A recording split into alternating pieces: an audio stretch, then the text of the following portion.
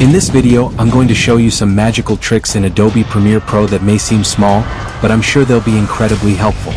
These tips will save you a lot of time and make your workflow much faster and easier. So let's get started. Trick number 1: Real size format. First, create a new project. Give it a name and save it to your desired location. Now, this is the main interface of Premiere Pro. To create a sequence, there are 3 different methods. Right-click in the project panel, go to New Item, choose Sequence. Go to File, New Sequence. Or simply press the shortcut key Ctrl+N.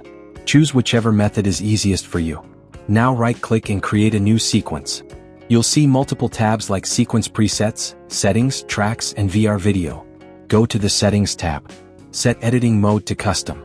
Choose your frame rate, either 29.97 or 25 FPS. I'll use 25 frames per second here. Next is the frame size. Set horizontal to 1080. Set vertical to 1920. And there you go, this is the standard 9:16 real size. Leave the preview file format as QuickTime. That's fine. For codec, you can choose based on your needs, like Apple ProRes 422 or ProRes 422 HQ. Hit OK, and now your vertical reel timeline is ready. Go ahead and import any vertical video or image. Drag it to the timeline. Now right-click to video and hit scale to frame size. That's it. Your video is now perfectly set for reel format. Start editing, and enjoy the process. Trick number 2: Split screen. I've already added 2 clips to the timeline and stacked them, one on top of the other. Select the top clip, go to the Effects panel, search for Radial Wipe and drag it onto the clip. Now copy the clip using Ctrl+C. Select the bottom clip and hit Alt+V to paste only the effect. Select the top clip, go to Effect Controls and set Transition Completion 50. Start Angle 50. Now select the bottom clip and set Transition Completion 50. Start Angle 230. Select the pen tool, draw a line between the 2 clips. Go to Essential Graphics, turn on Stroke, and adjust the line thickness to your liking. You've got a smooth, dynamic split-screen transition. Trick number 3: Finding lost audio.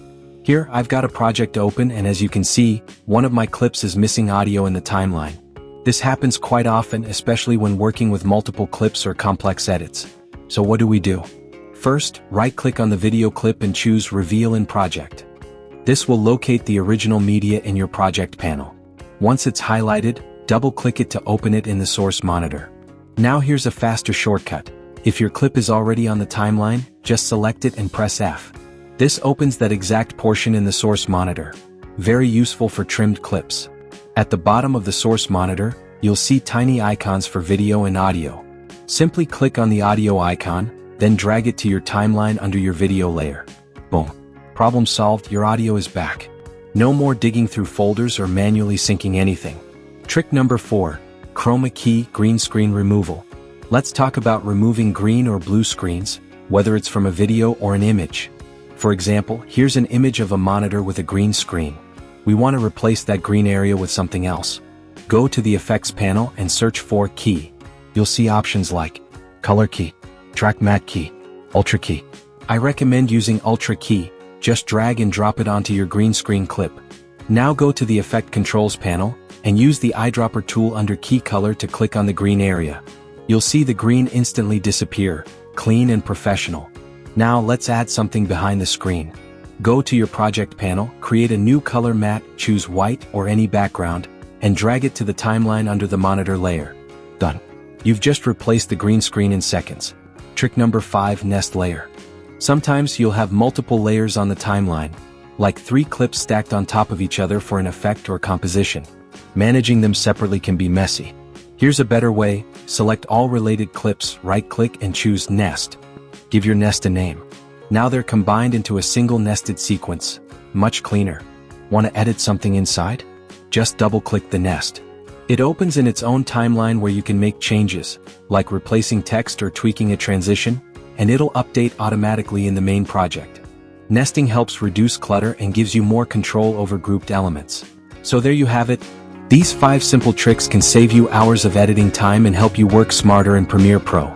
If you found this helpful, don't forget to like, subscribe, and leave a comment below if you want part 2 with even more time-saving tricks. Thanks for watching.